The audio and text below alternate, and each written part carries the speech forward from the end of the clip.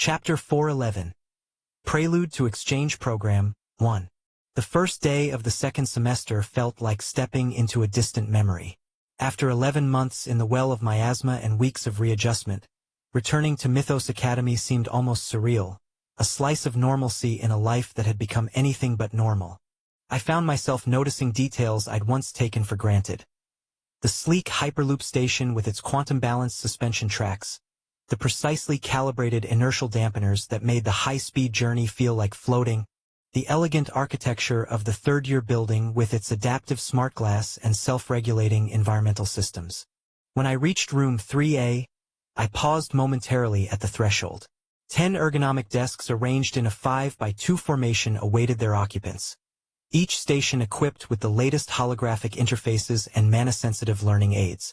Several of my classmates were already present, their conversations halting as I entered. Lucifer was the first to react, his piercing verdant eyes conducting a thorough assessment before he rose from his seat. The Academy's current top-ranked student moved with his characteristic fluid grace. "Nice to finally see you again, Arthur," he said, extending his hand.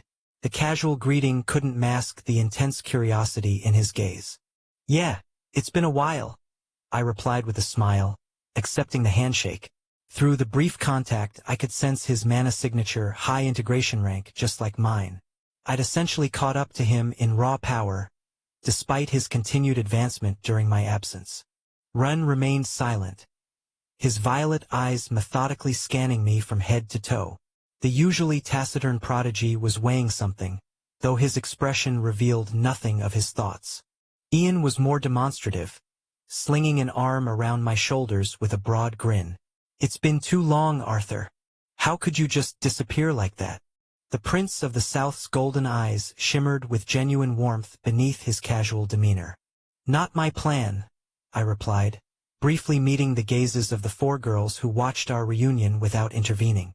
Rachel wore a slight pout, clearly displeased at having to share my attention, while Rose observed with her characteristically tranquil smile. "Arthur Nightingale." The voice came from behind me, distinct in its unusual alertness. I turned to find Clara approaching, her typically drowsy expression replaced by focused intensity. Eva's daughter looked awake, completely awake. It was almost disconcerting. "You shouldn't have left like that," she declared, punctuating her statement with a punch to my stomach. The blow carried no real force. Her specialization in mind aspect meant her physical strikes were largely symbolic, but the gesture itself spoke volumes about her frustration. "Sorry, Clara," I offered sincerely. I'd promised to help her with her training before my abrupt departure. Through our brief contact, I sensed she'd reached mid-integration rank, impressive progress, considering where she'd started. In fact, looking around the room, I realized everyone had advanced significantly. The entire class had reached at least mid-integration rank, with Ren, Lucifer, and myself at the high integration threshold. The competitive nature of Class 3A had clearly driven everyone to push their limits. "All forgiven," Clara said with a dismissive wave, though her eyes told a different story. "Just don't expect me to share my notes." The classroom's ambient lighting shifted subtly, a signal that the session would soon begin. I moved toward my assigned seat, position 2, befitting my current rank within the academy hierarchy.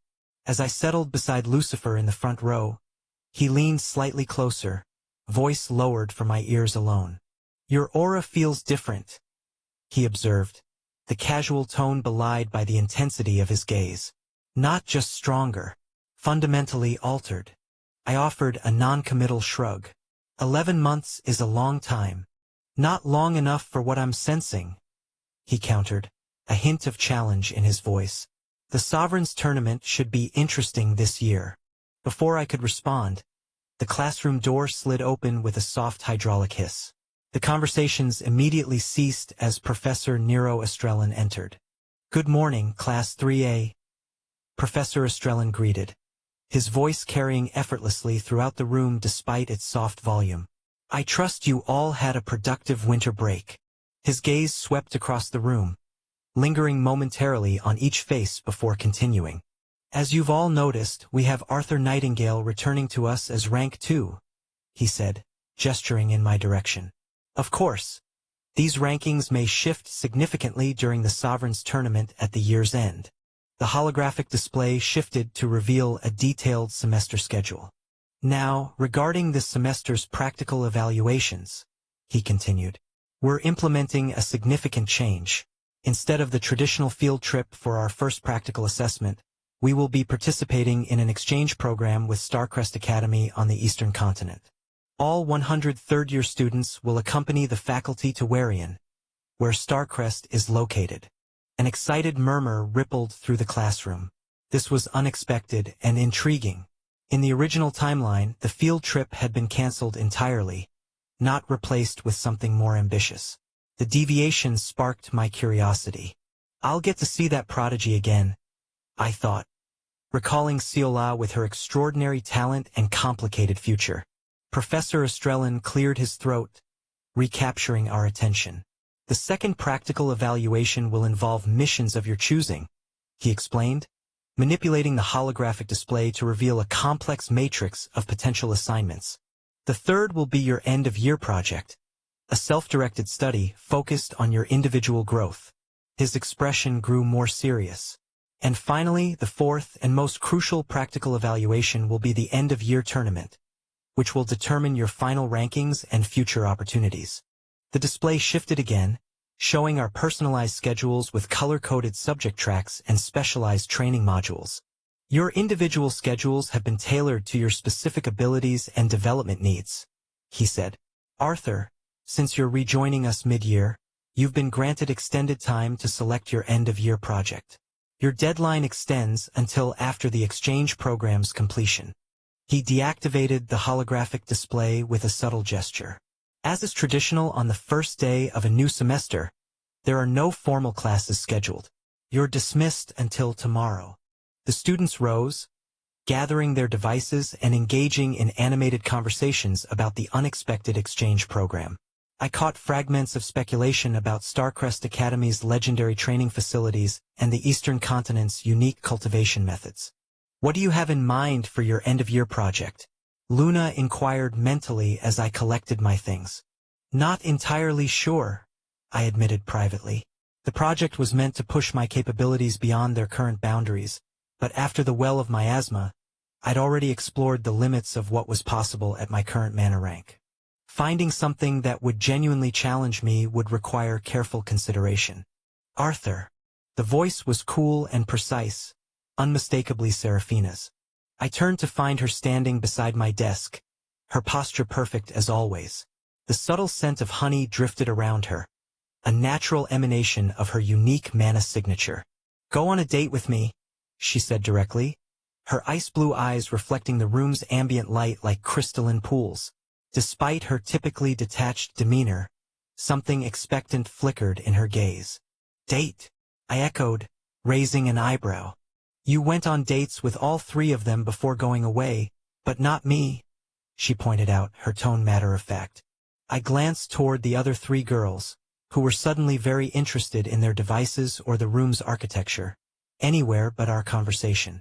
Their deliberate avoidance told me everything I needed to know. They'd planned this. You're right, I acknowledged, turning back to Seraphina. Where do you want to go?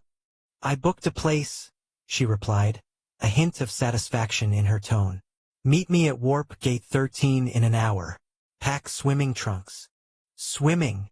I questioned, though I shouldn't have been surprised. Despite her ice-based abilities and cool demeanor, Seraphina had always been drawn to water, a paradox that fascinated me. She nodded once, definitively. Swimming. With that, she turned and walked away, her movements precise and graceful as always.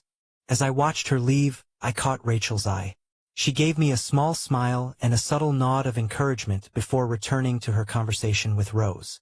It seemed the balancing act between the four relationships would continue, more complex than ever after my extended absence. But first, I needed to find my swimming trunks and prepare for whatever Seraphina had planned. Chapter 412. Prelude to Exchange Program, 2.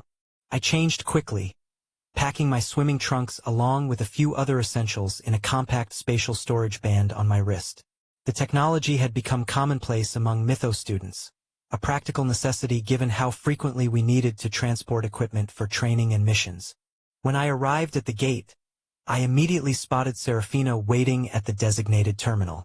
She wore a simple white sundress that contrasted starkly with her silver hair, which hung freely today rather than in its usual precise braid. A wide-brimmed hat shaded her face, though it couldn't completely hide her distinctive ice-blue eyes. The casual attire was a striking departure from her typical training clothes or formal Mount Hua sect garments.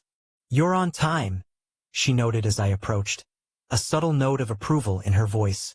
"Wouldn't want to keep you waiting," I replied, genuinely curious about what she had planned. "So, where exactly are we going?" "A villa my family owns," she said, adjusting her hat slightly. "It's in the southern archipelago. Private island." I raised an eyebrow. "The southern archipelago? That's quite a distance. We're going through the warp gate directly?" Direct warp travel was prohibitively expensive for most students for anything beyond the coast of the northern or western continents, thus most used planes beyond the coast.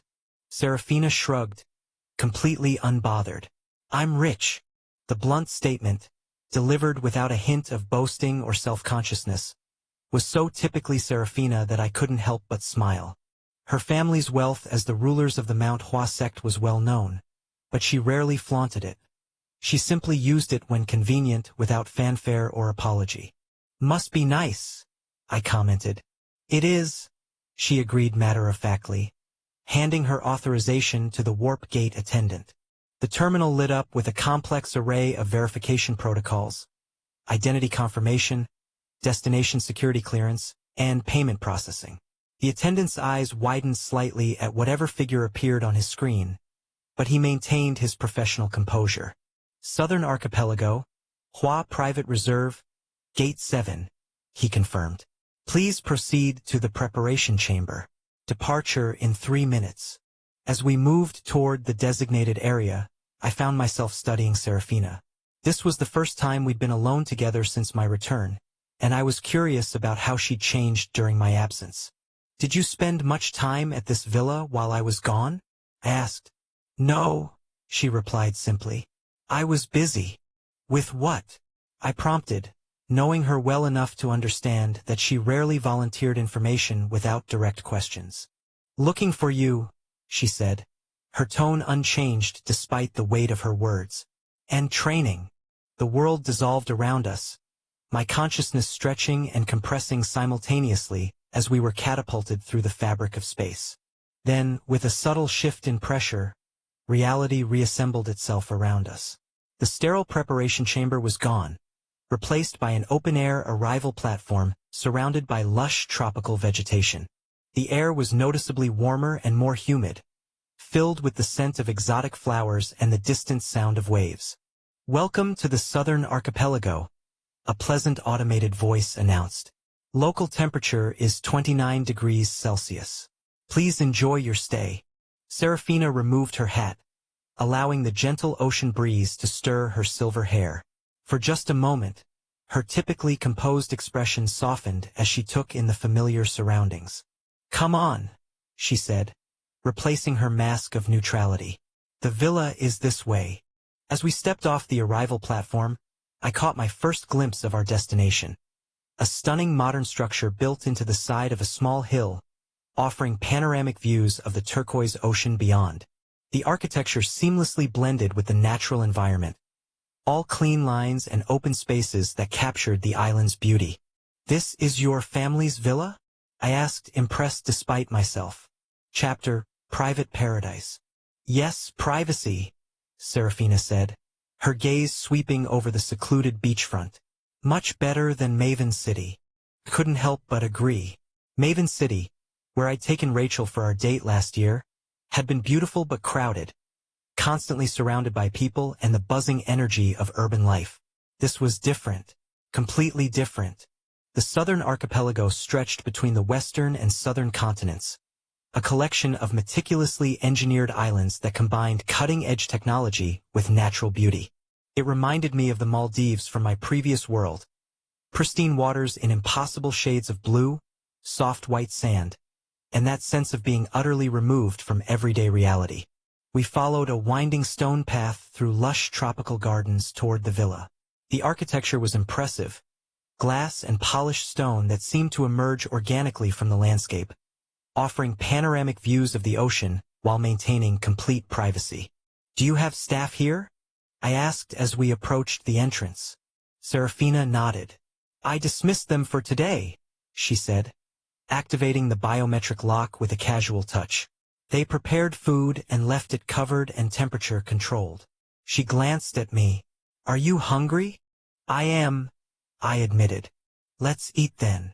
The interior was just as impressive as the exterior, open and airy with minimalist furnishings in cool tones that complemented the ocean views visible through floor-to-ceiling windows. The dining area opened onto a covered terrace where a table had been set for two, overlooking a private stretch of beach and the endless blue beyond. Serafina moved to a concealed panel on the wall, tapping a sequence that caused a section of the counter to slide open, revealing dishes kept in perfect stasis. The aromas that emerged were enticing: seafood, tropical fruits, and spices I couldn't immediately identify. "This smells incredible," I said, helping her transfer the dishes to the terrace table. "The staff knows what I like," she replied, arranging the plates with precise movements. "I told them to prepare local specialties." We settled at the table, the ocean breeze carrying the salt-tinged air around us. The meal was exceptional: butter-poached lobster, seared fish with tropical fruit salsa, and sides I'd never encountered before. "I was worried about you when you were missing," Serafina said. "You shouldn't be," I assured her. "I'm fine. Better than fine, actually." "I can see that." Her gaze traveled over me briefly, clinical yet somehow not entirely dispassionate. "Your physical capabilities have improved significantly. Your mana control is more refined." "You've been analyzing me," I observed, amused. "Of course," she replied without a hint of embarrassment. "Understanding your development is essential for maintaining effective combat synchronization." "Is that the only reason?" I asked, leaning forward slightly, a teasing smile playing at my lips. A faint dusting of pink appeared on her cheeks, so subtle I might have missed it if I hadn't been looking carefully. "There may be other considerations." "Such as?" I pressed, enjoying the rare opportunity to see Serafina slightly off balance. She met my gaze directly, the blush intensifying just slightly. "You know what they are." "I'd like to hear you say it," I countered, reaching across the table to brush my fingers against hers. Serafina didn't pull away, though her eyes widened fractionally at the contact. She began, then paused, seemingly recalibrating. "Your absence was inconvenient." "Inconvenient, yes," she said firmly, though the pink in her cheeks deepened. "I had grown accustomed to your presence. Adjusting to your absence required unnecessary emotional energy." "I missed you too," I translated, turning her hand over and tracing patterns on her palm. Serafina's breath caught slightly, her usual composure wavering. "Your interpretative skills are adequate," she managed, though her voice had lost some of its typical steadiness. "Just adequate?" I teased, continuing the gentle patterns on her skin. Her eyes narrowed, though not in displeasure. "You're deliberately attempting to fluster me. Is it working?" Instead of answering, she stood, her movement fluid and graceful as always. For a moment I thought I'd pushed too far, but then she stepped around the table, stopping directly beside my chair. "You talk too much," she said, and before I could respond, she leaned down and pressed her lips to mine. The kiss was unexpected, direct, and unhesitating, just like everything else about Serafina. Her lips were cool against mine, tasting faintly of the tropical fruit we'd been eating. I responded immediately, one hand rising to cup her cheek. When she pulled back, her cheeks were definitively flushed, ice blue eyes slightly widened as if surprised by her own boldness. "That was," I began. "Effective at silencing you," she finished, though the attempted dryness of her tone was undermined by her quickened breathing. I laughed, standing to face her properly. "Very effective," I agreed, sliding an arm around her waist and drawing her closer. Maybe you should try again, just to be sure. This time I initiated the kiss, slower and more deliberate. Serafina responded with unexpected intensity, her arms wrapping around my neck as she pressed herself against me. The cool touch of her skin contrasted with the warmth building between us, creating a fascinating interplay of sensations. When we finally separated, both slightly breathless, Serafina's composure had thoroughly cracked. Her silver hair was slightly disheveled, lips pinker than usual, eyes bright with an emotion she rarely displayed so openly. "Swimming," she said abruptly, taking a small step back. "We should swim." I smiled at her obvious attempt to regain equilibrium. "Now?" "Yes." She nodded decisively. "The temperature is optimal. The currents are favorable." Her clinical assessment was betrayed by the lingering flush on her cheeks. "Whatever you say," I agreed, enjoying this rarely seen version of Serafina, the one whose emotions occasionally broke through her carefully maintained facade. She turned toward the beach, then paused, glancing back at me with an expression that mingled determination and something softer, more vulnerable. "Coming?" she asked. The double meaning wasn't lost on me. This wasn't just about swimming. It was about continuing whatever had just started between us. Away from the academy, away from the others, in this private paradise she had chosen specifically for us. "Right behind you," I promised, following her toward the shimmering blue waters and whatever awaited us there. Chapter 413. Prelude to Exchange Program, 3. We changed separately, Serafina inside the villa and I in a poolside cabana. When I emerged in my swimming trunks, I found myself unconsciously running a hand over the network of scars across my torso and back, permanent reminders of the well of miasma. Advanced healing techniques had proven futile against injuries inflicted in that place. The miasmic energy had altered the very nature of the wounds, making them resistant to conventional restoration. I was still adjusting to this new reality, this permanently marked body, when Serafina appeared from the villa. She wore a simple white bikini that contrasted starkly with her pale skin and silver hair. The sight immediately transported me back to another day, another body of water, the freezing basin beneath Mount Hua's waterfall where we'd swum months ago. Then, as now, I'd been struck by how naturally she belonged in water. Her eyes caught on my scars, her steady gaze tracking each one with analytical precision. Unlike others who might have politely averted their eyes or expressed sympathy, Serafina studied them openly, missing nothing. "Miasmic corruption," she observed, closing the distance between us. "Fascinating. The scarring pattern suggests systematic exposure rather than chaotic encounters." The well was methodical in its challenges, I acknowledged. Without asking permission, she reached out, her cool fingertips tracing a particularly prominent scar that ran from my shoulder to the center of my chest. "This one nearly killed you." It wasn't a question, but I nodded anyway. Several times. Her eyes flickered up to mine, questions evident despite her composed expression. But instead of voicing them, she simply said, "The ocean awaits." We walked together down to the water's edge, where gentle waves lapped at pristine white sand. The water was crystal clear, revealing colorful fish darting through coral formations not far from shore. Serafina didn't hesitate, walking directly into the waves with the confidence of someone returning to a natural habitat. I followed, enjoying the pleasant temperature, warm but refreshing, nothing like the bone-chilling cold of the Mount Hua waterfall basin. "Better than our last swim?" I asked, catching up to her as the water reached our waists. "Different," she replied simply. But after a moment, she added, "Warmer, more private." With a fluid movement that reminded me of her combat grace, she dove beneath the surface, her silver hair streaming behind her like a banner. I followed, the salt water stinging slightly against my scars but otherwise feeling wonderful after the long day. When we surfaced, we were further from shore, floating in deeper water with only each other and the endless horizon for company. "Race you to that rock formation," she challenged, pointing to a distinctive outcropping about 50 meters away. Without waiting for my response, she began swimming with powerful, efficient strokes. I laughed and gave chase, pushing my enhanced body to match her natural affinity for water. Despite my improved capabilities, Serafina reached the rocks first, pulling herself up with a fluid motion to sit on a flat surface just above the waterline. I joined her moments later, pleasantly surprised by the exertion. "You're still faster in water," I noted, settling beside her.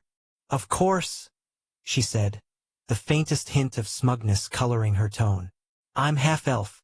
Aquatic adaptation is genetic." We sat in comfortable silence for a moment, watching the sun begin its gradual descent toward the horizon.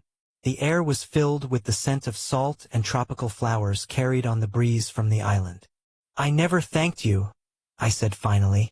"For what?" "Looking for me. When I disappeared."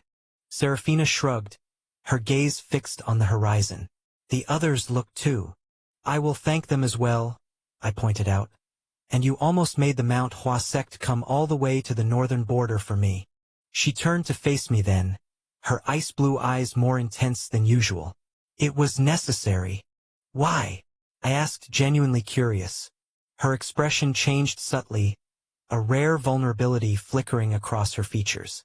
"Because my heart only seems to beat properly around you now," she said, the words coming out in an uncharacteristic rush. "When you disappeared, everything felt wrong, incomplete, inefficient." Coming from Serafina, this was equivalent to a passionate declaration. I reached out, tucking a strand of wet silver hair behind her ear, my fingers lingering against her cheek. "I missed you too," I said softly. "You already said that," she pointed out, though she leaned slightly into my touch. It bears repeating. This time, when our lips met, there was no hesitation from either of us. The kiss deepened immediately, her cool lips warming beneath mine. Her arms wrapped around my neck, pulling me closer as we balanced on the rocky outcropping. When we separated for air, Serafina's usual composure had completely vanished. Her breathing came in quick, shallow gasps, her cheeks flushed, eyes bright with an intensity I'd previously only glimpsed during our most challenging training sessions. "We should get back in the water," I suggested, acutely aware of how precarious our position was on the rocks. She nodded, and we slipped back into the sea together. But instead of swimming apart, Serafina moved closer, her body pressing against mine as we treaded water. Her legs intertwined with mine, arms looping around my neck once more. "Better?" she murmured, her face inches from mine. The next kiss was even more intense. None of her usual restraint remained. This wasn't the Serafina who had run from emotional intimacy before, who had frozen me in ice when I'd surprised her in the mountain pool. This was Serafina without barriers, without the walls she'd carefully constructed around herself. The cool touch of her skin contrasted with the heat building between us, creating a fascinating interplay of sensations. Her fingers traced the scars on my back and shoulders, mapping each mark with careful attention. "I wanted to kill them," she whispered against my lips. "Everyone responsible for taking you." The fierce protectiveness in her voice sent a shiver through me that had nothing to do with the water temperature. "I'm back now," I assured her, holding her close as we floated together, the gentle current rocking us in a soothing rhythm. "Don't leave again," she said, the words somewhere between a command and a plea. "I'll do my best," I promised, knowing better than to make guarantees in our uncertain world. We stayed like that for a long time, holding each other in the water, exchanging kisses that ranged from gentle to desperate as the sun continued its descent, painting the sky in vivid oranges and pinks. Eventually, as dusk approached, we began swimming back toward shore. The villa's lights had automatically activated, creating a warm glow that guided our return. As we reached the shallows, walking hand in hand toward the beach, Serafina stopped suddenly. She turned to face me, water lapping at our waists, her expression unusually solemn. "Arthur," she said, my name softer on her lips than I'd ever heard it before. "Yes." She stepped closer, her hands resting lightly on my chest, one directly over a scar, the other over my heart. "I have a wish," she said quietly. "What is it?" I asked, curious about this unexpected vulnerability. Her ice-blue eyes met mine directly, unwavering despite the emotion evident in them. "Stay with me tonight," she said. "Please." Chapter 414. Prelude to Exchange Program 4. My heart pounded in my chest as we stood there, the gentle lapping of waves around our waists, the setting sun painting the sky in vibrant colors that seemed to mirror the intensity building between us. "Arthur," Serafina said, her small, pale hands taking mine, fingers massaging my palm with unexpected gentleness. "Please, with me." "Serafina," I murmured, her name itself a question and an answer all at once. When her ice-blue eyes met mine, I felt my reservations beginning to dissolve. Yet beneath the surface, fear still lingered. Not of her, but of what taking this final step might mean. Because of what could be. Because of my past. Because of Emma. The memory of a different life, a different love, haunted me still. But staring into Serafina's eyes, feeling the warmth of her touch despite her naturally cool skin, I wondered if it wasn't time to finally let go. I was tired of being anchored to ghosts, tired of holding back out of fear of what might be lost. I exhaled slowly, lifting my gaze to the darkening sky before looking back at her. She was perfect in that moment. The toned contours of her body, her delicate yet striking features, silver hair darkened by water clinging to her shoulders. The slight point to her ears, legacy of her elven mother, caught the fading light as she tilted her head questioningly. "I don't want to do that," Serafina clarified abruptly, breaking into my thoughts, her eyes narrowing slightly. "Pervert." I looked away, coughing into my fist to hide my embarrassment at having my thoughts so accurately read. The tension between us shifted, becoming something more complex than pure desire. "But, let's go up," she added, a blush spreading across her cheeks, betraying her own hesitation. The vulnerability in her expression was rare and precious. Serafina allowing herself to be seen without her usual shields. I felt Luna's presence withdraw discreetly from my mind, granting us true privacy as I embraced Serafina again, my lips finding hers in a kiss that communicated more than words could express. The warmth of her body against mine felt right in a way I hadn't experienced since arriving in this world. "Are you sure you can hold yourself back?" I whispered against her lips, feeling the slight tremor that ran through her body. "For now, yes," she replied, her voice steady despite the emotion in her eyes. "But not forever." "Good, because I won't hold back this summer," I promised, interlocking my fingers with hers as we began walking toward the shore, water cascading from our bodies. The path back to the villa was lined with softly glowing lights that had automatically activated as darkness fell.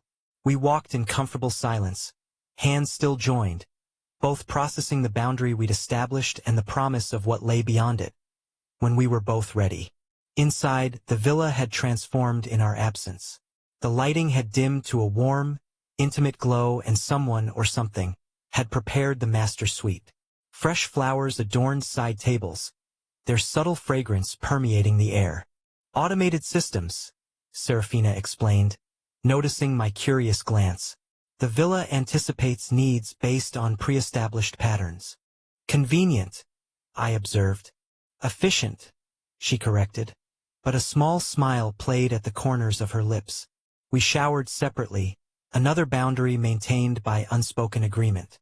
When I emerged from the guest bathroom, wearing comfortable lounge pants and a t-shirt from my spatial storage band, I found Serafina waiting in the bedroom doorway. She'd changed into simple silk pajamas, her silver hair still damp and loose around her shoulders. Without makeup or her usual composed expression, she looked younger, more vulnerable, more human, despite her elven heritage. "You're staring," she noted, though without reproach. "You're beautiful," I replied honestly. The blush that colored her cheeks was immediate and vivid. "Physical appearance is largely genetic lottery," she countered, falling back on analytical detachment as a defense against emotion. I smiled, recognizing the tactic. "Then you won the lottery." Her blush deepened, but she didn't look away. "Your flattery techniques are improving." Not flattery if it's true. She stepped into the room, crossing to the large bed that dominated the space. The windows had been left open, allowing the sound of waves and the scent of the ocean to fill the room. "Which side do you prefer?" she asked, practical even now. "I'm not particular."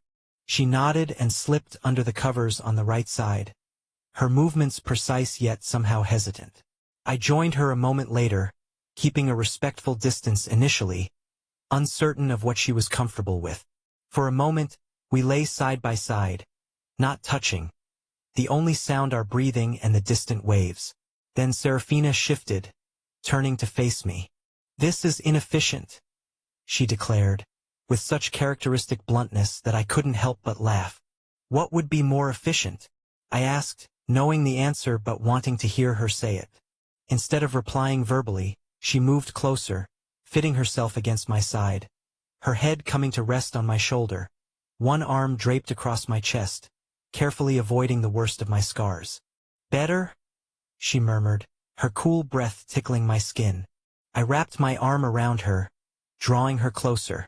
The contrast between her natural coolness and the warmth building between us created a pleasant equilibrium. "I like your scars," she said suddenly, her fingertips trailing lightly over one that crossed my collarbone. "They're proof." "Of what?" "Survival," she answered simply. "Adaptation. Growth. Things I value." The assessment was so quintessentially Serafina that I had to smile. She would find beauty in the evidence of suffering overcome, in the markers of challenges faced and defeated. "Most people find them disturbing," I admitted. "Most people are superficial," she countered. "These tell your story better than words could." She traced another scar, this one running along my ribs, her touch feather-light. "This one almost killed you." "Yes," I confirmed. The memory of that particular challenge in the well flashed through my mind, a trial of endurance that had pushed me beyond what I'd thought possible. "Tell me," she requested, her voice soft but insistent, and so I did. In the darkness of that room, with Serafina pressed against me, I shared experiences I hadn't yet voiced to anyone. The trials of the well of miasma, the transformations they had forced, the discoveries they had yielded. She listened without interruption, her analytical mind absorbing every detail, occasionally asking precise questions that cut straight to the heart of what mattered. Hours passed this way, conversation interspersed with comfortable silences and increasingly passionate kisses.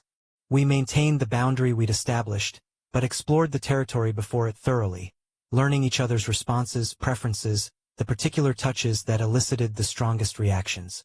Serafina was surprisingly expressive when her usual restraint fell away. Her quiet gasps when I kissed the sensitive spot behind her ear, the way her fingers tightened on my shoulder when my lips traced the line of her collarbone, the slight arch of her back when my hand rested at the small of her back. All these reactions I catalogued carefully, building a map of her responses for future reference. Eventually, conversation gave way to drowsiness. Serafina's eyelids grew heavy, her normally alert gaze softening with approaching sleep. "Stay?" she murmured, her arm tightening around me as if afraid I might try to leave. "I'm not going anywhere," I assured her, pressing a kiss to her forehead. She nodded, satisfied, and settled more comfortably against me. Within minutes, her breathing had evened out, body relaxing completely as sleep claimed her. I remained awake a while longer, watching her in the moonlight that filtered through the windows. This version of Serafina, peaceful, unguarded, trusting enough to fall asleep in my arms, was one few people ever saw. The privilege of witnessing it wasn't lost on me. Eventually, lulled by the rhythm of her breathing and the distant sound of waves, I joined her in sleep. Chapter 4:15. Prelude to Exchange Program 5. Morning came with gentle insistence, sunlight spilling through the windows to paint patterns across the bed. I woke to find Serafina already alert, propped up on one elbow, studying me with her usual intensity. "Good morning," I said, voice rough with sleep. "Your sleep cycles appear restful," she observed by way of greeting. "No evident nightmares or stress responses." I smiled. "Good morning to you too." A slight smile curved her lips. "Morning," she conceded, leaning down to press a brief kiss to my lips.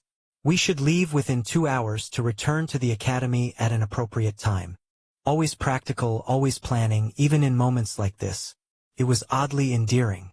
"We have time for breakfast, then?" I asked, stretching carefully beneath her watchful gaze. "Yes. I've already instructed the chefs to prepare something." We ate on the terrace, watching the morning sun sparkle on the ocean.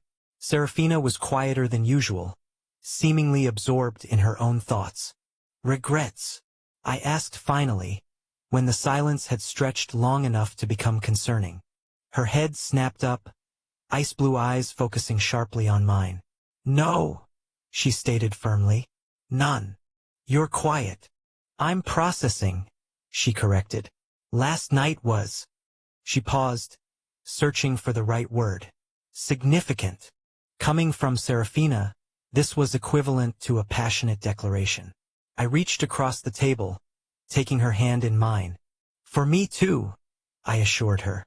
She nodded, apparently satisfied with this mutual understanding. We should prepare to leave. The return journey was the reverse of our arrival. A brief warp travel that compressed space and time, depositing us back at Mythos Academy's Warp Gate 13 by mid-morning. As we stepped off the platform, it was like re-entering a different world. One of responsibilities, rivalries, and impending challenges. As we walked back toward the dormitories, Serafina's hand brushed against mine. A subtle gesture that might have seemed accidental to anyone observing, but which I recognized as deliberately seeking connection. I caught her fingers with mine, giving a brief, reassuring squeeze before letting go. After we reached Ophelia Dormitory, we parted ways, heading to our respective floors. A glance at the clock told me we were running a little late, so I changed into my uniform quickly. Black jacket, white shirt, black pants, golden trim glinting faintly under the ceiling lights. I combed my hair back with my fingers, grabbed my satchel, and made my way out. Classes were more or less what I expected, similar to last year, only tuned to a sharper, harder edge. Higher-level spell theory, enhanced combat analysis, mandatory mock battle simulations. Mythos Academy wasn't in the business of raising average students after all. It was a grind, but a familiar one, and I slipped back into the rhythm without much trouble. By the time the final class ended and the halls began to thin out, I felt my phone buzz against my thigh. I pulled it out, half expecting another reminder from Nero or some academy-wide alert. Instead, it was a text. Just one word. Coffee. Starlight brew. It was from Clara. I stared at the screen for a moment longer than necessary, the corners of my lips tugging upwards despite myself. I tucked the phone away and headed towards the cafe she mentioned. Starlight Brew was nestled in one of the newer wings of the academy grounds, tucked between a sleek bookshop and a tech enhancement store. The cafe had wide glass walls, letting the late afternoon sun pour inside, casting the polished floors and metal and wood tables in a warm glow. Soft, lazy music drifted through the air, blending with the scent of roasted coffee beans and sweet pastries. I pushed open the door, the tiny bell above it chiming softly. There she was, slumped over a table near the window, chin resting on her arms. Clara Lopez looked exactly like she always did. Drowsy, half asleep, entirely too relaxed for someone sitting in public. Her soft navy blue hair was tied messily to the side, strands slipping free. Her violet eyes, heavy-lidded and almost stubbornly half-shut, shifted lazily toward me as I approached. "Yo," she said, lifting a single hand in a half-hearted wave. I sat down opposite her, raising an eyebrow. "Good to see you're as energetic as ever." "Sho," she muttered, sliding a coffee cup toward me with her other hand like a bribe. "You'll ruin the cafe's vibe." I chuckled, taking the cup without protest. I took a sip, rich, strong. She remembered what I liked. "I didn't know you missed me enough to drag yourself out of hibernation," I teased. She made a non-committal noise, something between a hum and a scoff. "You were gone for like a year," she said after a moment, voice a little less sleepy now. "And not even a single text or call." or psychic message. I wasn't dead, I pointed out, setting the cup down. Just busy. Busy, almost dying, she corrected, peeking at me from under the curtain of her hair. I scratched the back of my head. Minor details. Clara just sighed. A long, suffering sigh, as if I was personally exhausting her just by existing. You're a dumbass, she muttered. But, glad you're back. It was simple, clumsy, exactly the kind of thing Clara would say without dressing it up in anything fancy. Yeah, I said, leaning back in my chair. It's good to be back. For a while we just sat there. No rush to fill the silence. No need to impress or explain. The sun dipped lower outside the window, casting golden streaks across her hair. She wasn't the type to nag or demand attention. She was just there. A steady, sleepy presence. Always had been. And somehow that made it easier to breathe. You know, she said eventually, lifting her head slightly, you missed a lot of boring crap while you were gone. Oh, yeah. Meetings. Mandatory lectures. Some group projects. One guy even tried to declare himself new rank 1. She yawned. It was hilarious. He got bodied by Lucifer in, 30 seconds. I laughed, the sound easing out of me naturally. Sounds like I missed all the fun. You did, she said, her smile slow and genuine. But it's fine. You're here now. I took another sip of coffee, savoring the moment. Yeah. I was here now. And not everything in the world was broken yet. You better stick around this time, Clara said, her voice drifting toward sleep again. I glanced out the window, where the stars were just beginning to peek out from the evening sky. I'll try, I said softly. Across from me, Clara's head dipped forward slightly as she dozed off at the table, her coffee untouched. Typical. I leaned back, closing my eyes for a moment. And for the first time in a long while, it felt like things might just be okay. Chapter 416. Exchange Program, 1. It's a curious thing how small changes can add up. Like pebbles thrown into a pond, decisions create ripples that transform into waves. My own actions had sent such ripples far and wide, subtle changes stacking into monumental deviations. Magnus Drakar's presence at the academy, my place as rank 2, and the enhanced strength of every class of student were merely the beginning. Each alteration reshaped the very world we inhabited. The shift from field trip to exchange program marked another significant departure from the path I'd known. A path I could no longer rely on to predict events with any certainty. And now we were headed to Starcrest Academy, nestled in the eastern continent, perilously close to the heart of the Red Chalice cult and their hidden city of vampires.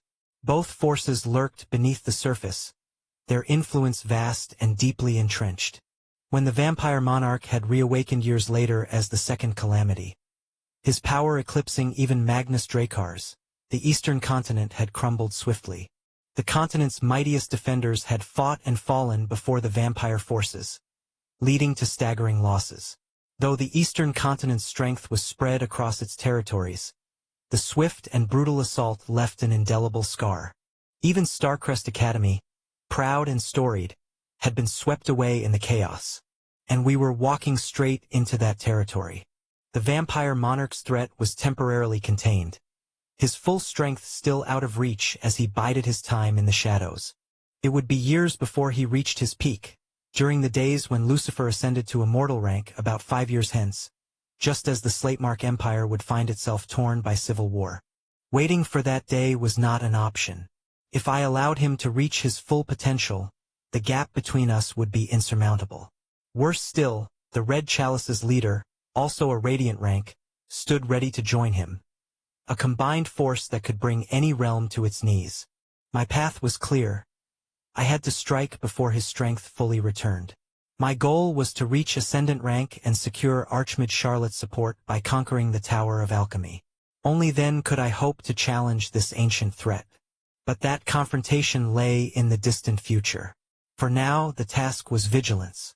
Red Chalice thrived in secrecy, hidden from public view, carefully expanding influence while awaiting the resurgence of the vampires. They were the serpent lying coiled in the grass, watching and waiting for the perfect moment to strike. My approach to the exchange program was straightforward.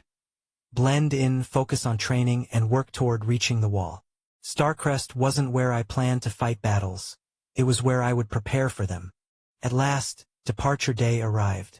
We boarded the school bus alongside the third-year professors, and to everyone's surprise, the Marshal King himself decided to accompany us. His presence was a silent reassurance. As the strongest in the world, nothing short of a colossal threat could trouble us with him nearby. As expected, the 4 young women who had claimed places in my heart swiftly claimed the back row with me. The 3 princesses, Cecilia, Rachel, and Seraphina, positioned themselves with the confidence of those born to royal privilege, while Rose, daughter of the Marquis Springsaper, moved with the quiet grace that balanced her noble upbringing with her naturally serene demeanor. Rachel found herself on the outer seat, while Cecilia and Seraphina settled on either side of me, each claiming a hand with familiar warmth. Rose sat beside Seraphina, her calm presence a counterpoint to the princess's more assertive natures. Her brown hair caught the light as she tilted her head, auburn eyes regarding the passing landscape with thoughtful appreciation. It had been 2 years since my last visit to the eastern continent with Seraphina. The mist-laden landscapes of Mount Hua remained a vivid memory. "Arthur?" Cecilia suddenly declared, her crimson eyes gleaming with anticipation. "You do realize our coming-of-age ceremonies are approaching soon, don't you?" I blinked, caught off guard. "All of yours." She nodded with a sigh that carried the weight of royal disappointment. "Since you didn't come to mine last time, I had to dance with my brother. Can you imagine? A princess dancing with her brother instead of her chosen partner." "Your brother," I echoed, looking around at the others. Rachel sighed, her expression softened by a faint smile. "I had to dance with my father, and so did Seraphina," she explained. 2 princesses, reduced to dancing with their fathers. "All because you weren't there, Arthur. Abandoned on our most important day," Seraphina added, her gentle voice carrying just enough reproach to make me wince. "I danced with my father too," Rose said quietly, her auburn eyes reflecting memories. "But my heart wasn't in it." Her smile spread slowly, warm and genuine. "Some dances are meant for someone specific." I nodded, feeling both honored and humbled by their devotion. "I'll make it up to you this time." "Of course you will," Rachel declared with the certainty of a royal decree. She crossed her arms, a smile playing at her lips. "After all, we didn't give our hearts to anyone else for a reason. You belong to us." "To all of us," Rose amended softly, her calm voice carrying unexpected authority. "Different as we may be, princesses and marquis' daughter alike, we share this bond." The words settled around us with comfortable finality. Our time apart had deepened something between us, creating connections that needed no explanation. Our route took us toward the massive teleportation portal at the Academy's edge, a towering ring of ethereal light changing colors in silent pulses. Passing through felt like moving between worlds in the span of a heartbeat. When we emerged, we stood in Warian, a city that embodied the strength and elegance of the eastern continent. Buildings with delicate carved archways stood alongside gleaming towers of glass and steel, tradition and innovation existing in perfect harmony. At the Academy's entrance waited an imposing figure who stood with unwavering dignity. He wore traditional robes accented with subtle armor, a reminder of both heritage and readiness for battle. This was Moyong Zhong, headmaster of Starcrest Academy and head of the ancient Moyong family, a man whose power was spoken of with reverence across the continent. He acknowledged us with a measured nod. "Welcome to Starcrest Academy," he intoned, his voice deep and measured. "We hope you find your time here challenging and rewarding." We returned his greeting with formal bows, respecting the customs of our hosts. He led us to what they called the base, a reserved section for visitors that balanced simplicity and refined comfort. As we settled in, I noticed Siola Moyong watching us with careful consideration. She approached with a perfect bow. "I'll be your guide during the exchange.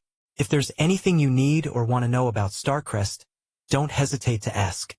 "Thank you," I replied, meeting her gaze with appropriate courtesy. As we finished arranging our belongings, Rose moved beside me, her presence calming as always. "The energy here flows differently," she observed, her fingers lightly tracing patterns in the air. "Like tributaries joining a great river." I felt a surge of anticipation for what lay ahead. A chance to learn, to grow stronger, and perhaps most importantly, to understand more about the Eastern continent's approach to power. Chapter 417. Exchange Program 2. There is a certain quality to power that transcends the merely physical. It hangs in the air like an expensive perfume, except instead of making people think of exotic flowers and overpriced little bottles, it makes them think about their own mortality and whether their life insurance is properly updated. Moyang Zhang was intimately familiar with this quality. As head of the Moyang family, masters of the blade whose swordsmanship was said to be so precise they could slice a falling raindrop into exactly 7 equal parts, he typically emanated it himself. An immortal ranker whose very footsteps seemed to carry the weight of the Eastern continent's most illustrious lineage, Zhang had grown accustomed to being the gravitational center of any gathering he deigned to attend. Today, however, he found himself experiencing something unfamiliar. The sensation of being a mere moon in the presence of a far greater celestial body. Magnus Dracar, the martial king. The man sat across from him with the casual ease of someone who had long ago transcended concern about what others thought of him. His posture wasn't deliberately intimidating. That would have been unnecessary. Like a dragon wearing a sign reading "Caution," breathes fire. The intimidation simply existed as a natural byproduct of his being. Zhang found himself swallowing involuntarily, a gesture that would have horrified him had anyone else noticed it. An immortal ranker, nervous as a fresh recruit. The thought was absurd. And yet, "The tea is excellent," Magnus remarked, lifting the delicate porcelain cup with fingers that could, with the same casual motion, reduce mountains to rubble. "Frost-picked from the northern slopes of Mount Hua. Isn't it?" Zhang nodded, grateful for the mundane observation that temporarily anchored the conversation in comfortable territory. "Third harvest of the season. The monks reserve it specifically for—" He hesitated. "For distinguished visitors." What he meant was, for people we're afraid might level the compound if displeased. But diplomacy had always been the art of avoiding saying what one meant while ensuring everyone understood anyway. "Distinguished?" Magnus repeated, the ghost of amusement playing at the corners of his mouth. A pleasant euphemism. The room they sat in was a masterpiece of Eastern architecture. Carved pillars of ancient wood harvested from trees older than most nations. Floor cushions stuffed with the down of birds that nested only on cliffs so precarious they made veteran mountaineers weep. The sliding paper doors depicted a scene of winter mountains in ink so rare it was said to be mixed with the tears of a phoenix. All of it, every plank, every brushstroke, existed to impress upon visitors the unfathomable wealth and taste of the Moyang family. Magnus Dracar seemed about as impressed by it as a man might be by a particularly unambitious pebble. "I didn't expect someone of your standing to join us for what amounts to a training exercise," Zhang said, keeping his voice carefully neutral.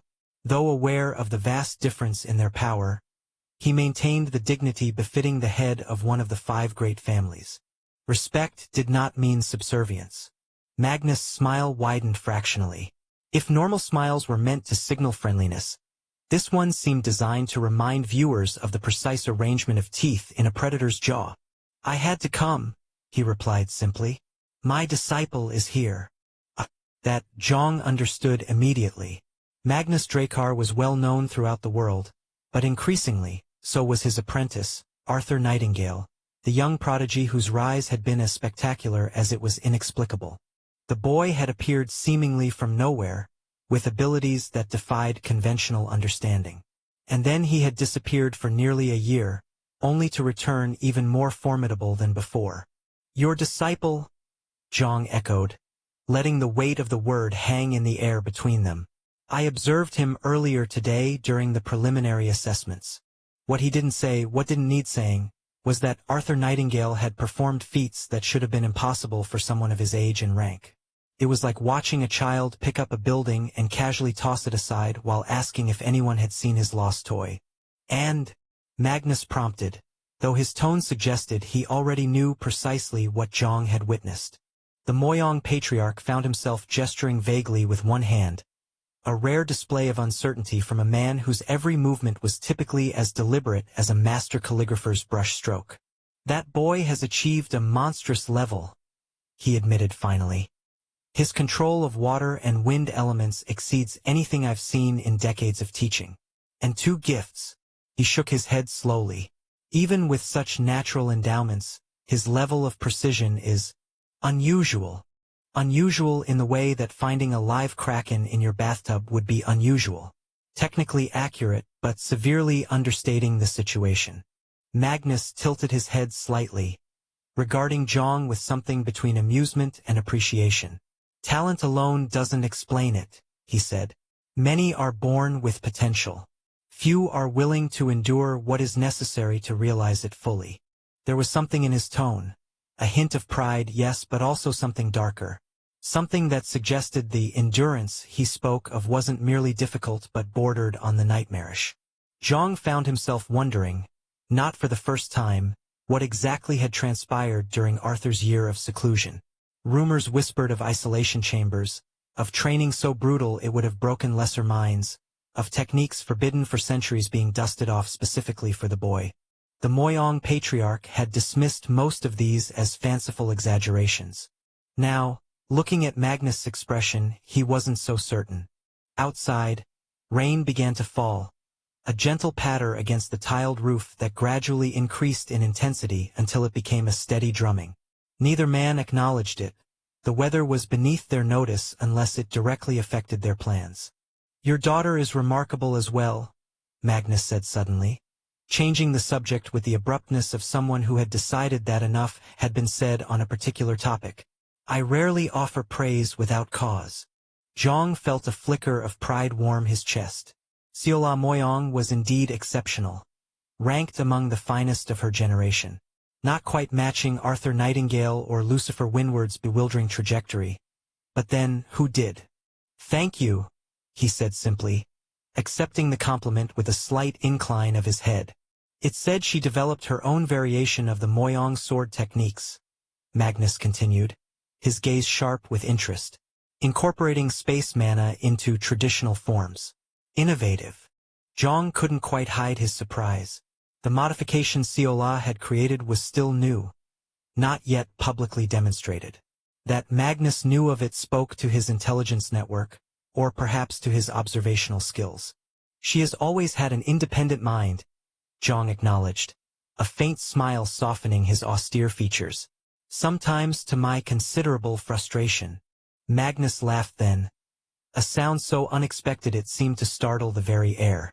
"The best ones always do," he said, raising his teacup in a gesture that might have been a toast. "They never simply follow the path laid before them. They question. They challenge. They improve." Zhang raised his own cup in acknowledgement. For a brief moment, they were not immortal rancor and radiant rancor, not family patriarch and legendary warrior, but simply two men who understood the peculiar pride and exasperation that came with nurturing exceptional young talent. "I trust you've planned something sufficiently challenging for them," Magnus said, setting his cup down with a deliberateness that seemed to mark a return to business. Zhang's eyes gleamed with a sudden intensity. "Naturally. We intend to move beyond mere training exercises. They'll be joining actual missions, confronting genuine threats under the supervision of our best." "Good," Magnus nodded approvingly. "They need that crucible now. Theory without application is like a sword that's never left its sheath. Pretty to look at, perhaps, but useless when it matters most." As if punctuating his words, a flash of lightning illuminated the room, casting their shadows against the far wall. Two silhouettes that seemed, for an instant, far larger and more imposing than the men who cast them. "To the next generation," Magnus said, raising his cup once more. "May they surpass us all." Zhang touched his cup to Magnus, the faint sound of porcelain meeting porcelain barely audible over the storm outside. "Gods help us if they do," he murmured, only half in jest. Both men drank deeply, their eyes never leaving each other's. two mountains acknowledging that even they might one day be overshadowed. Chapter 418. Exchange Program 3. Wait, what did you just say? Ren asked, his purple eyes narrowing as he stared at Seola as though she just announced a national tragedy.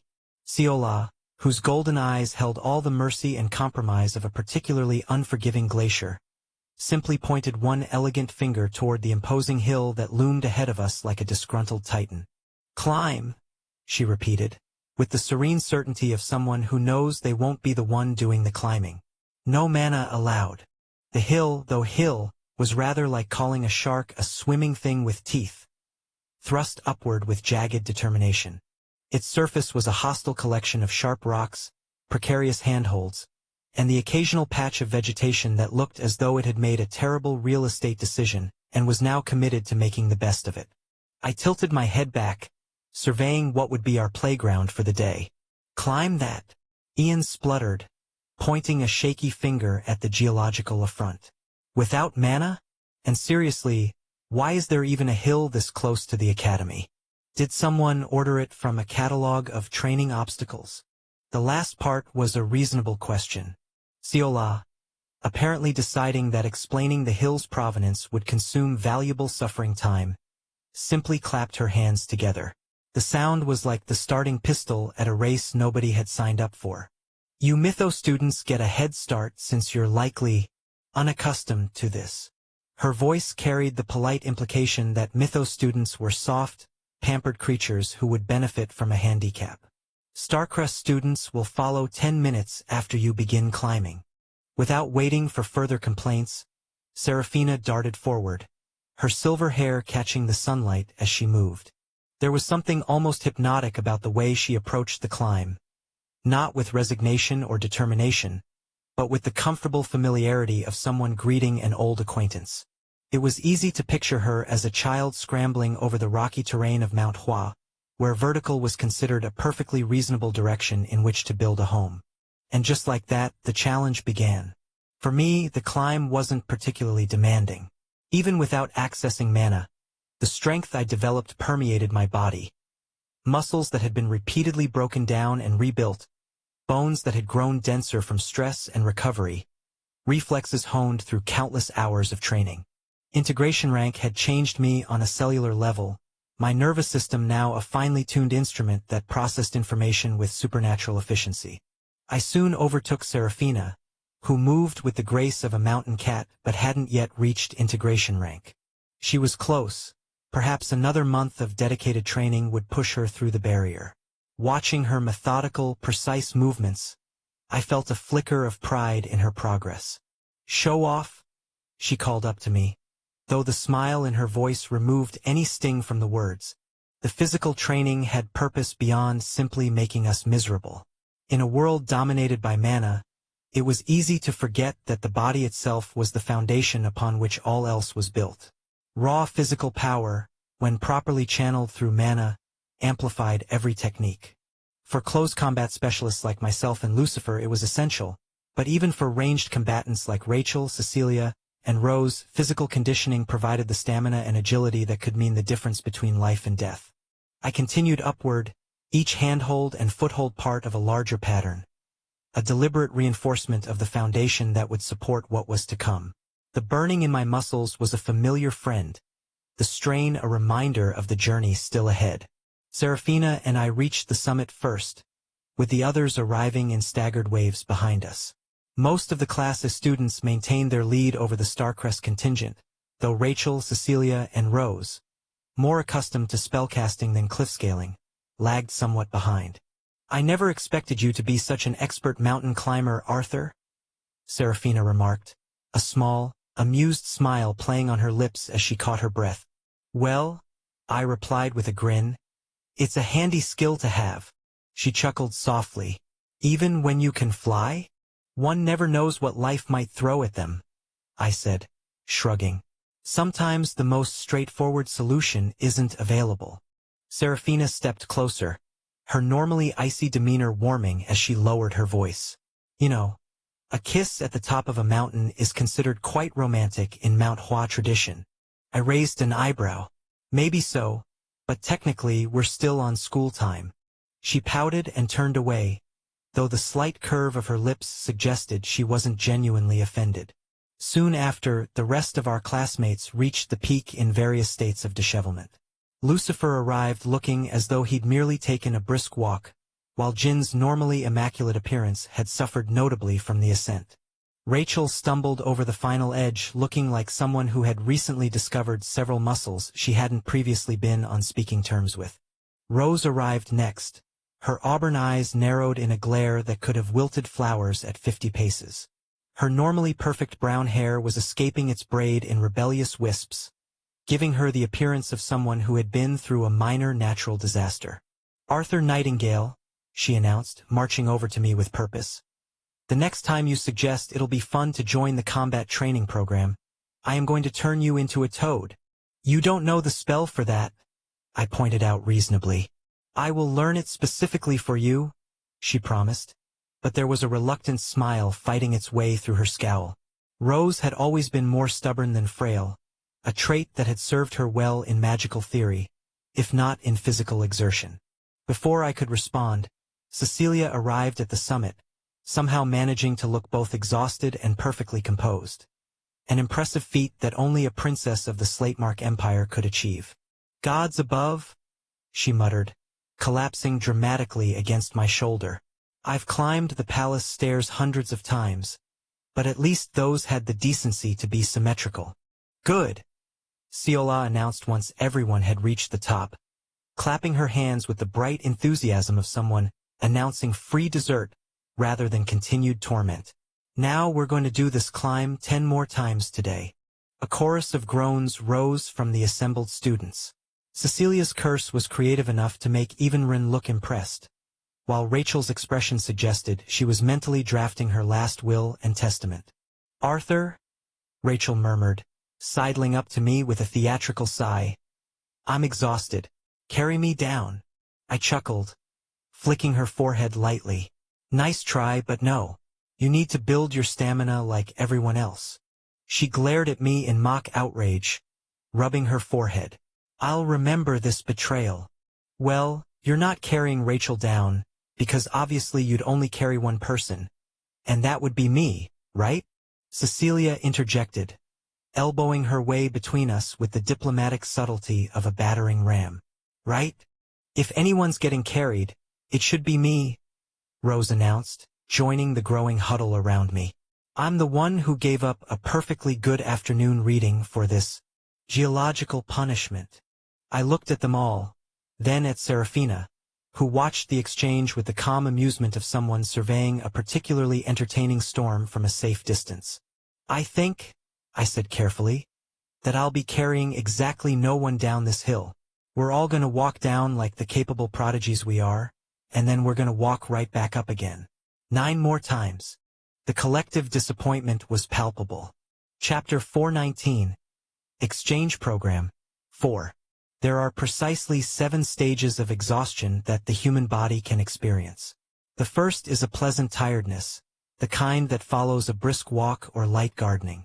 The 7th is the complete shutdown of all non-essential bodily functions, where even blinking seems like an unreasonable expenditure of energy. The students sprawled across the training ground of Starcrest Academy had discovered stages 8 through 15, previously unknown to medical science. This is torture," Cecilia gasped, her normally regal composure utterly abandoned as sweat traced elaborate patterns down her flushed face. The princess of the Slatemark Empire, whose mere presence usually commanded respect across ballrooms and council chambers alike, now looked as dignified as a fish that had just discovered it had accidentally evolved lungs. Nearby, Rachel had achieved a state of perfect horizontality, having surrendered completely to gravity's insistent demands. Her golden hair splayed out around her head like a halo designed by an artist with a particular fondness for chaos. Rose, typically the most composed of the 4, sat with her back against a stone marker, her auburn eyes narrowed to slits as she brushed sweat-dampened brown hair from her forehead. "When I die," she announced to nobody in particular, "I want my tombstone to read, 'She survived calculus, but the hill killed her.'" Even I felt the toll of climbing that monstrosity of a hill 10 times without accessing mana. My muscles hummed with the particular satisfaction that comes only from the kind of exertion that makes one question their life choices. For most students, this sort of physical trial would only be manageable through relentless daily practice or the enhanced stamina that comes with reaching ascendant rank and undergoing the body's first metamorphosis. Now, Ciola announced, looking as though she had perhaps taken a particularly vigorous stroll rather than scaled a small mountain 10 times. We'll move on to mana training. She turned toward us with a smile that contained precisely the correct ratio of encouragement to sadism. The Eastern continent may be a bit behind in advanced spellcasting, but we place no less value on it. The history of mana's emergence on the Eastern continent was a curious one. In the early days, when mana first appeared and the East still maintained its isolationist policies with the stubbornness of a particularly determined tortoise, they had produced hardly any mages in the Western sense. Instead, mana was wielded to amplify physical strength, a practice they called chi, giving rise to what the world now recognizes as martial artists. The East had clung to this tradition with the tenacity of a collector refusing to part with their prized porcelain figurines. But even the most stubborn traditions eventually bend to practicality. With increased exposure to the rest of the world came the gradual realization that perhaps turning oneself into a living weapon wasn't the only application for mana.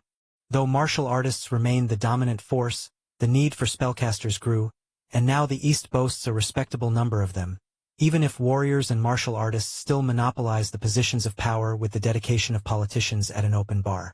With Ciola's instruction, we each delved into our training, focusing on our unique strengths. Rachel, Rose and Cecilia devoted themselves entirely to spellcasting as they both were mind aspect specialists, their hands weaving complex patterns in the air as they manipulated the elements, though Rachel focused on pure light instead of mana. Serafina and Ian channeled their energy purely into aura enhancement, their weapons beginning to glow with the concentrated power of their will. Lucifer and I, as masters of both disciplines, balanced our practice between spellcasting and martial technique. The modern world demanded versatility, even if specialization still held its merits. As I moved through the forms of my grade 5 art, I noticed Ciola's golden gaze lingering on my sword. Even within a single grade of martial technique, there existed vast distinctions, subtle to the untrained eye but as obvious as different languages to those who spoke them fluently. The Moyong family's grade 5 art was leagues beyond what Mythos Academy taught as standard curriculum. Refined and honed through generations like a blade perpetually folded and reforged, the Moyong art stood at the pinnacle of grade 5, poised to transcend into something greater once Ciola inevitably advanced it. Is she aiming for grade 6 now?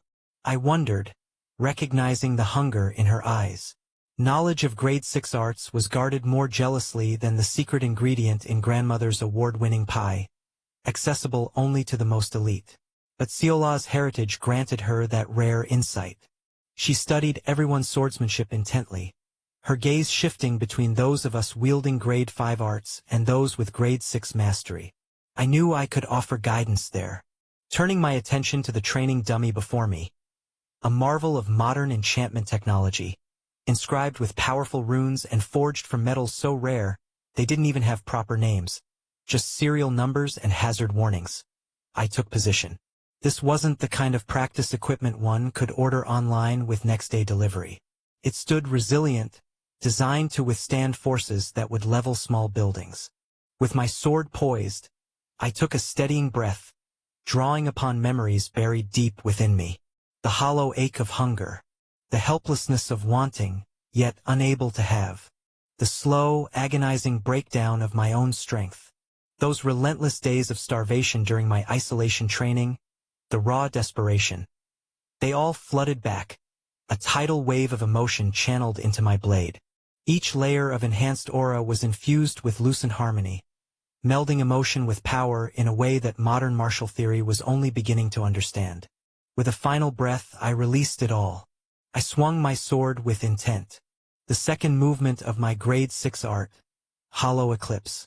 Hollow Eclipse worked by weaving 2 main layers of enhanced aura over my blade, carefully crafted from 4 of the 11 elements. The remaining elements were veiled in dark aura, forming shadowy voids between those two layers, casting the impression of an eclipse. Not full, but hollow. In the world of magic, imagination shaped reality as surely as a sculptor's hands shaped clay, and this visual echo of an eclipse carried its own power. During my duel with art in the isolation chamber, I had recognized my limitations. God Flash provided exceptional speed, but lacked the raw power needed against opponents like Drake. So I had conceived Hollow Eclipse as its counterbalance. Where God Flash was sheer velocity, Hollow Eclipse was unrestrained force. Though not as swift as God Flash, it still retained impressive speed while delivering a blow far beyond ordinary capacity. With a single swing, I released the technique. The training dummy, designed to withstand punishment that would make military-grade equipment seem like tissue paper, crumbled into dust. The display underscored the true power of martial arts, to amplify one's strikes beyond ordinary limits. Without Hollow Eclipse, even a multi-layered aura wouldn't have scratched that high-grade dummy. Yet here it lay in fragments, testament to a single, decisive blow. Channel the essence of your art? I whispered to Ciola, my voice laced with mana so only she would hear. The technique something like a magical text message minus the annoying notification sound.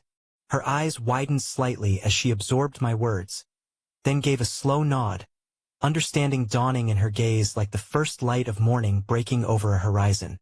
Jean approached, surveying the obliterated remains of what had been cutting-edge training equipment approximately 4 seconds earlier. You've truly become a monster. You know that? He said.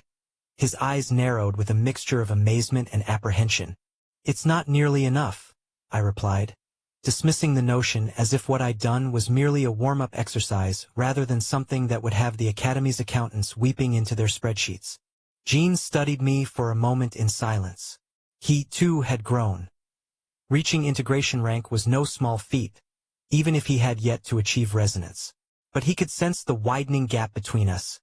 Each step I took pushing me further into territory most training manuals marked with "Here be dragons."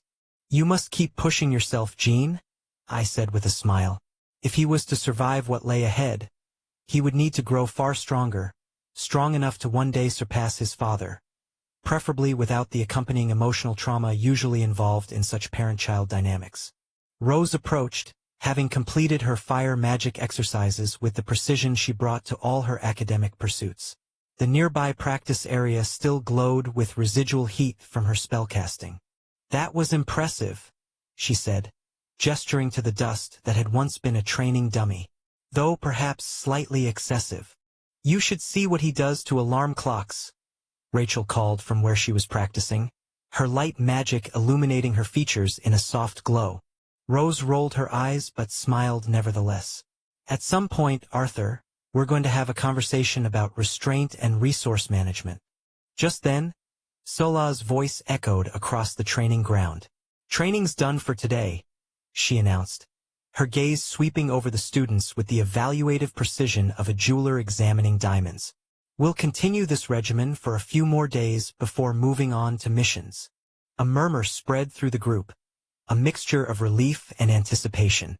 For many of the students, the prospect of practical missions was thrilling, a step closer to real-world experience beyond the protective walls of academia. But we all knew that, in the Eastern continent, missions meant facing true danger. This wasn't just a test of skill. It was a test of survival in a world where mana had rewritten the rules of nature itself.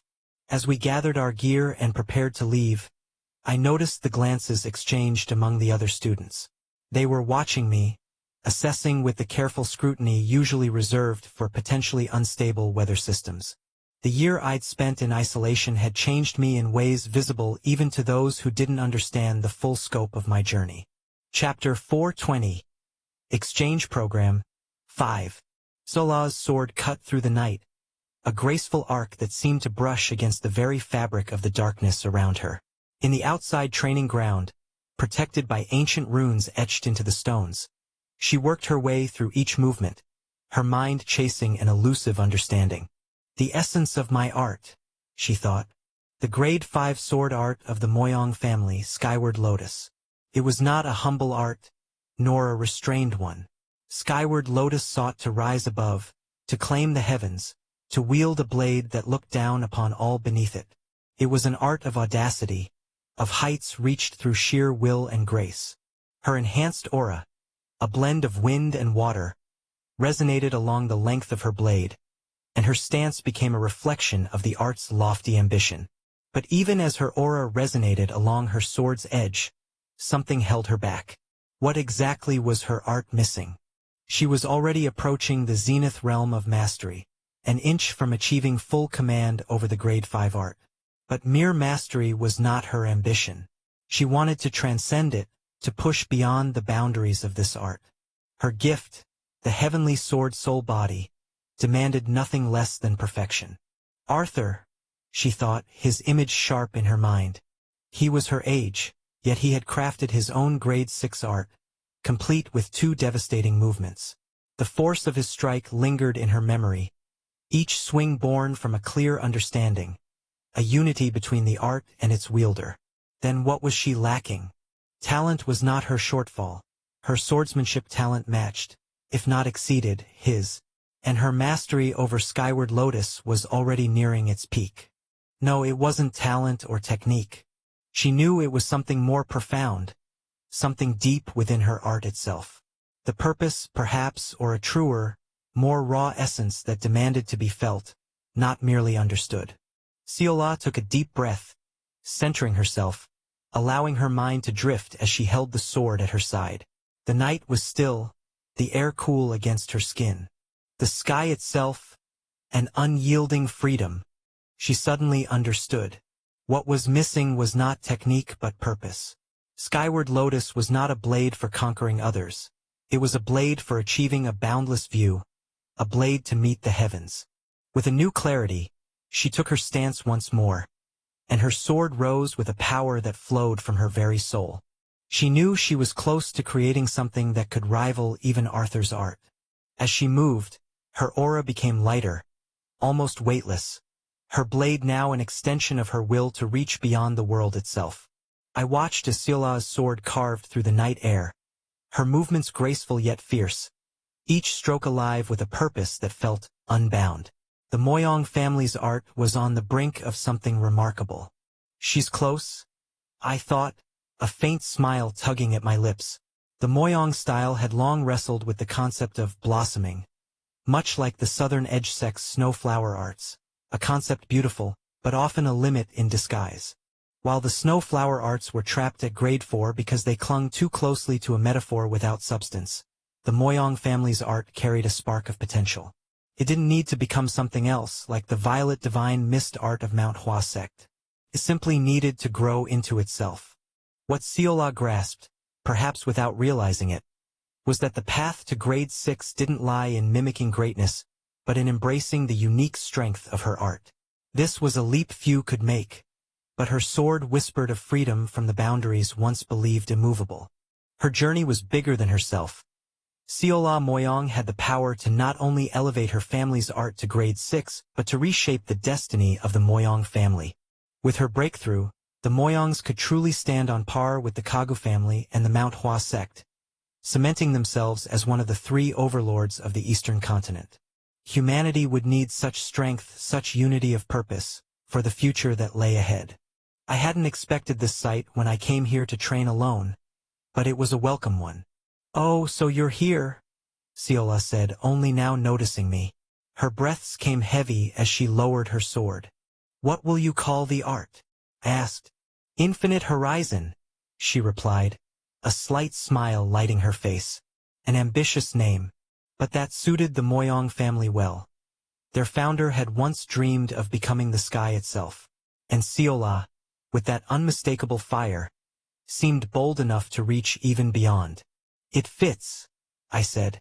"Not too arrogant?" she asked, her golden eyes narrowing slightly. "Not in the least." "Good," she replied with a short nod, her voice firm and settled. "Thank you for helping me," Seola said at last, dipping her head in a light bow. "I didn't help much," I replied, accepting her swords. "You picked that up just by watching me use my own Grade 6 art. I wouldn't have, if you'd chosen to use the first movement." I couldn't argue with that. She was right. God Flash wouldn't have sparked the insight she needed like Hollow Eclipse had. I glanced at the blade in her hand, a small smile forming. Then her golden eyes studied me, appraising. She took a step closer, head tilted. I've sensed it before. But you are strong. No, beyond strong. Thanks. You're strong too, I replied honestly. The Seolah standing before me could likely give even Ren a run for his money, though she had some way to go before reaching Lucifer. Her body, well-trained and lean, bore the marks of her dedication, slight abs showing through her training attire. And she would only grow stronger yet, especially once she formed her sword heart and unlocked the deeper power of her gift beyond mere talent. Perhaps,